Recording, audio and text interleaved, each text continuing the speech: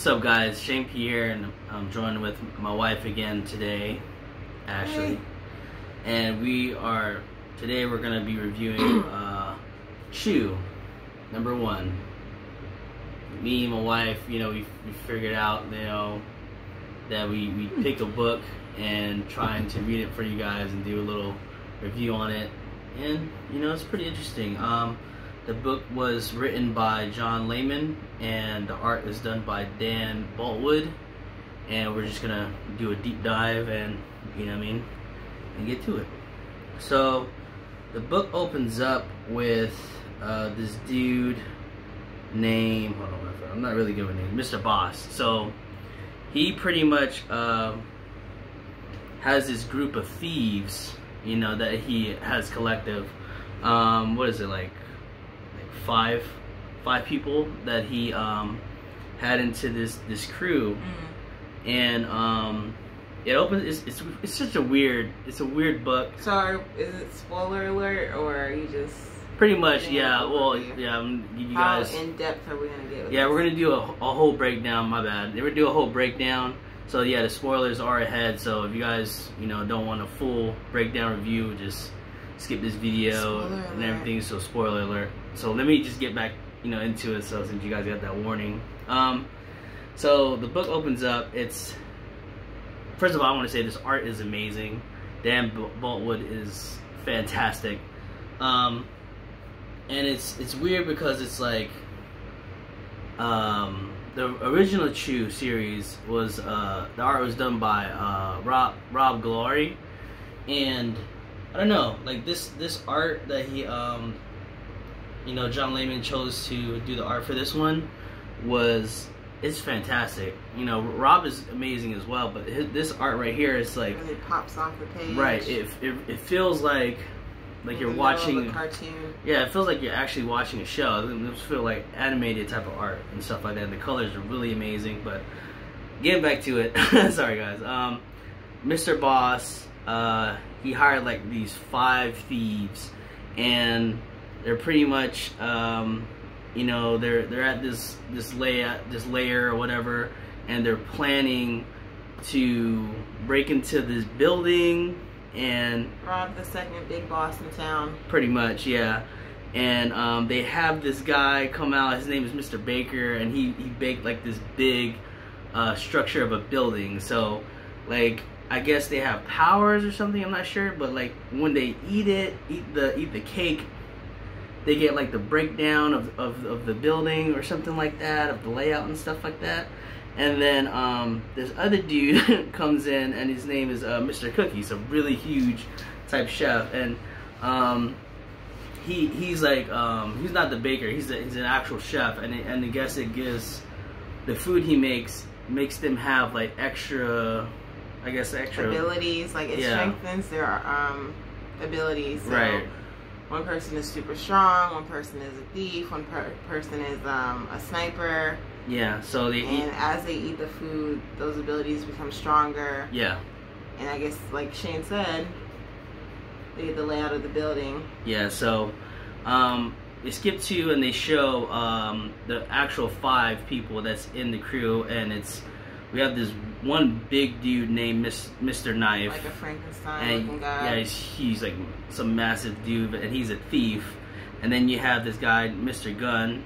He's a sharpshooter. And then there's a woman, Mrs. Strong. Mrs. Strong, and she's the muscle. Mr. Getaway, the driver. Right. Obviously. And then this dude named Mr. Locke, and he's also a thief. But they highlighted him because he is the partner, or the boyfriend or whatever, to the main character of the story, which is Mrs. Smart. And she is, they said, the advanced Renaissance, and her name is Saffron. So they're What is advanced Renaissance? I don't know, but they date. So there you go. And pretty much Mr. Boss is thanking Saffron, because I guess she has powers or something, and she has like the layout of where this dude, his name is Don. Cornelius. No, Don Digaroni. I don't know. Buktani is a weird name. Soul Train. But he has like all this money that's stored in this building, and I guess she has the layout of how to get to that safe of where that money's at. So fast forward after they done doing their briefing of trying to break down and try to steal this money out of this building. They fast forward to this guy. He's a sniper, Mr. Gunn. He's sitting on top of this this building, and he takes out one of the surveillance systems, and it skips to him like about to barf or something. Like he's not doing well. Let's just say that the noise is oh. Right, and he looks like he's about to throw up. So they fast forward to them in the car having conversation. Yeah, the other crew that's down there. They're just going over the the thief, the situation plan pretty much together down there. And while they're down there, they got out the van, about to make their rounds and stuff like that as they planned. Mrs. Strong also gets like this weird feeling in her stomach. She's not, looking too hot, pretty much like that. You know what I'm saying? And so you have Mrs. Strong and Mr. Gunn like just not doing well at all. Like they're just.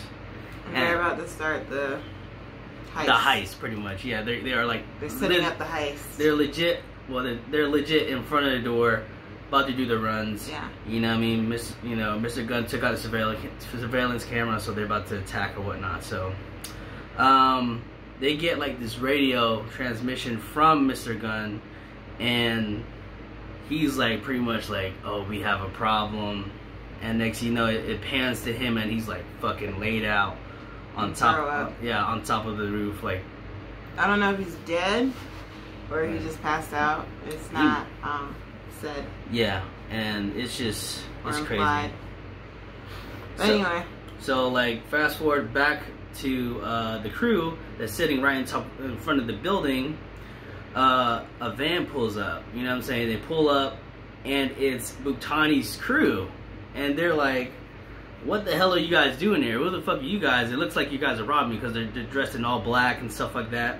Have weapons. Right, and then next thing you know, like shit hits the fan, it gets crazy, and guns are drawn on both sides. It's like I think four Buktani's like goons versus like Saffron and her crew, and all you see is like they're about to fucking throw down, and next you know, Mr. Strong fucking hurls a big fucking throw up everywhere. Like it's a crazy scene, like just throw up everywhere. I'm like, oh shit. And then next thing you know, like knives are thrown and fucking, you know what I mean? Freaking guns are shot back and forth. And then Buktani's crew is alerted inside the building, and they just fucking like rain down fucking hellfire on everybody. And like, so mind you, their sniper is down. One of their teammates is fucked up, sick. Mm-hmm. And it's not going as planned. Pretty much, it went all to hell, the plan. And like I said, how do you say it? Buktani, I think, yeah. Buktani's men are like shooting down on top of the the thieves, and next thing you know, freaking Mrs. Strong I think she gets shot in the fucking face, man. Like her face is like. Yeah, like, when you see this, like. It's a crazy image. Right, it's fucking wild. Like I said, the art is amazing. And like I said, their whole face gone. So like everybody's getting shot, and then like when they're trying to get away because if the plan failed, Mr. Getaway just fucking dips. Like he's gone. Like he gets away. Like he exactly. Yeah, like that one silly line in there. What does it say? Saffron is talking with her boyfriend, Mr. Locke, and said, "Shit, Mr. Getaway," and then Mr. Locke was like, heard the gunfire and decided to get away. So good writing on that one. So anyways, they dip out. So Mr. Locke and Saffron just dip. They say, "Fuck it, we're gone." So that went down. That shit went to hell. But fast forward later on, after the crime was done, they show, like I said, if you read CHU, it's the next day, mind you.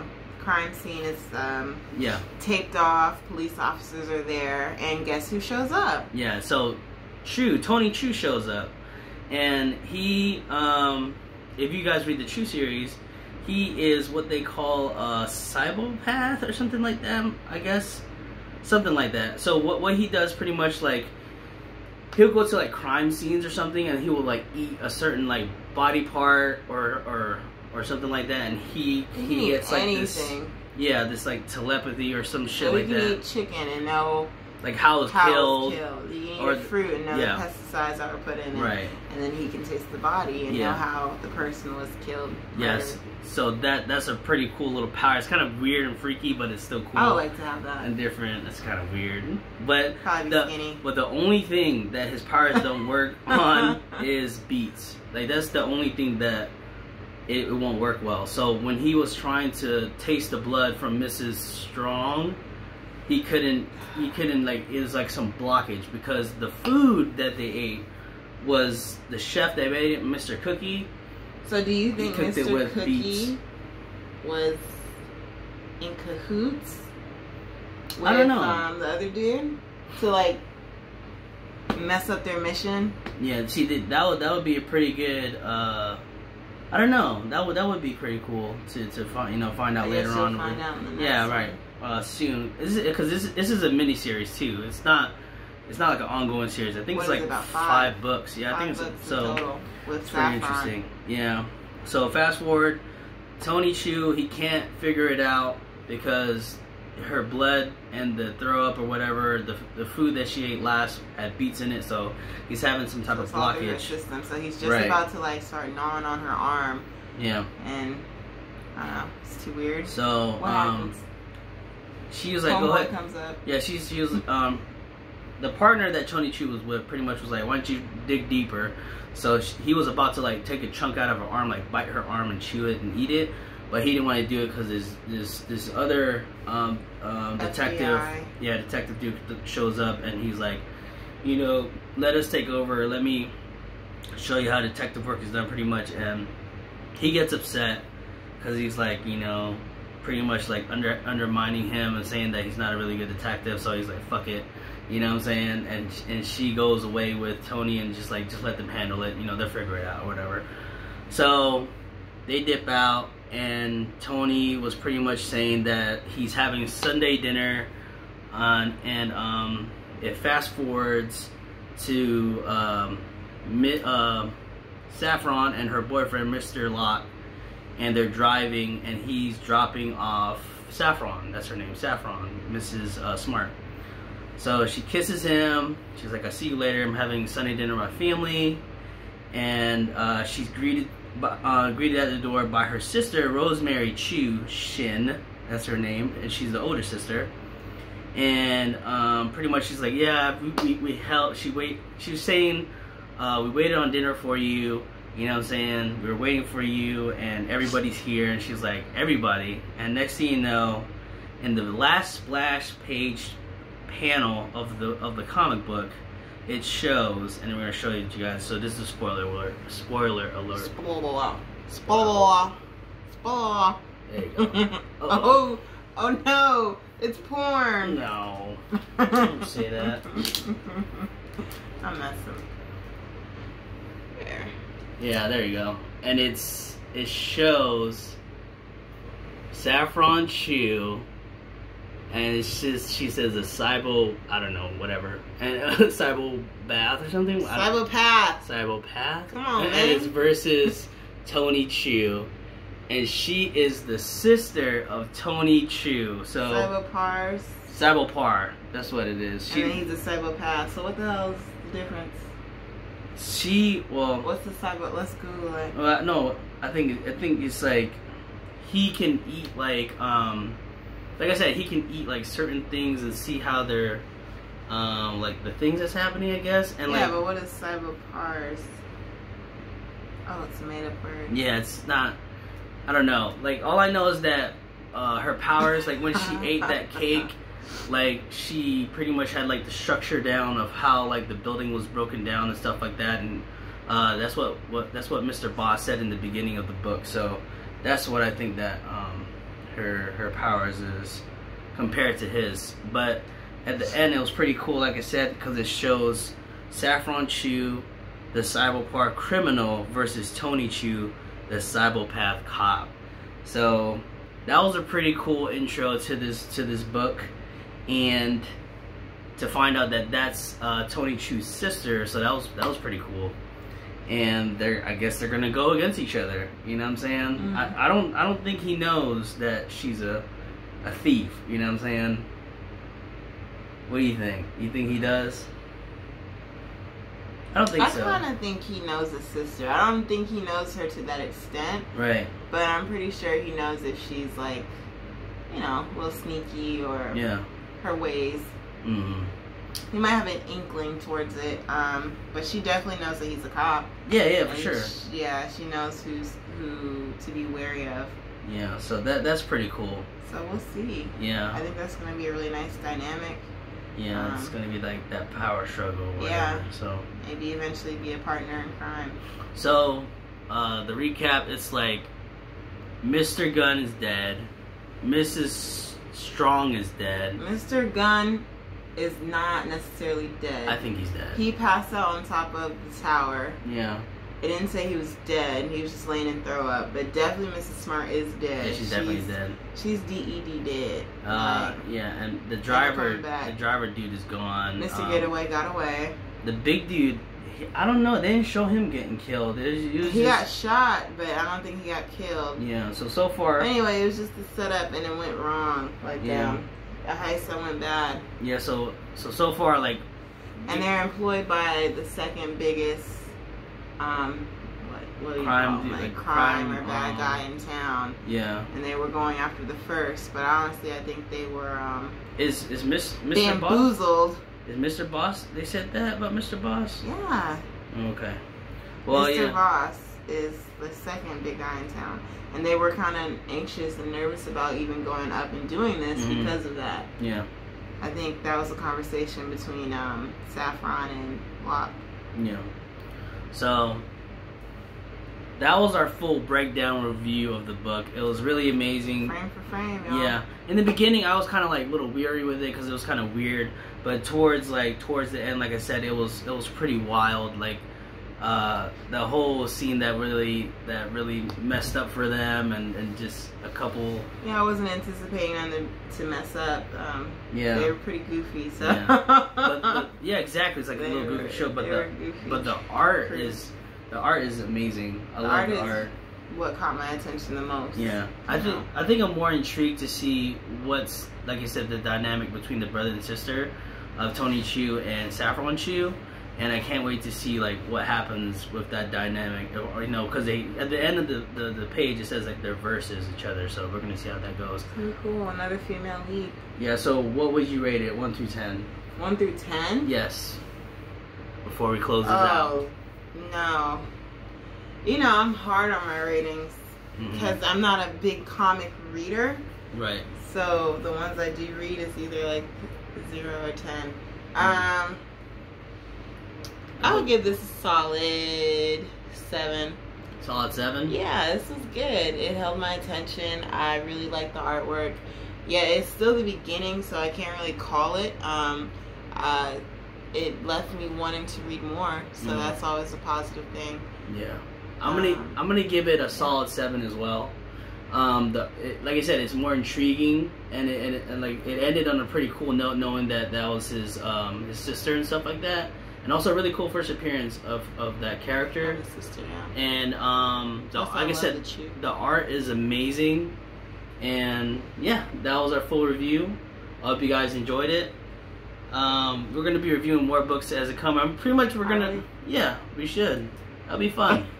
Yeah, but we're, like I said, I'm gonna be collecting the rest of this until me and actually get bored of it, and then we'll drop it. But it's only 5 books, so I'm pretty sure we can power through it and review like every one of them for you guys. Series. Yeah, so it's not. It won't be too hard. But we hope you guys enjoyed it. This was our review. I hope you guys like, comment, and subscribe. And we'll catch you guys on the next time, alright? Peace. Bye.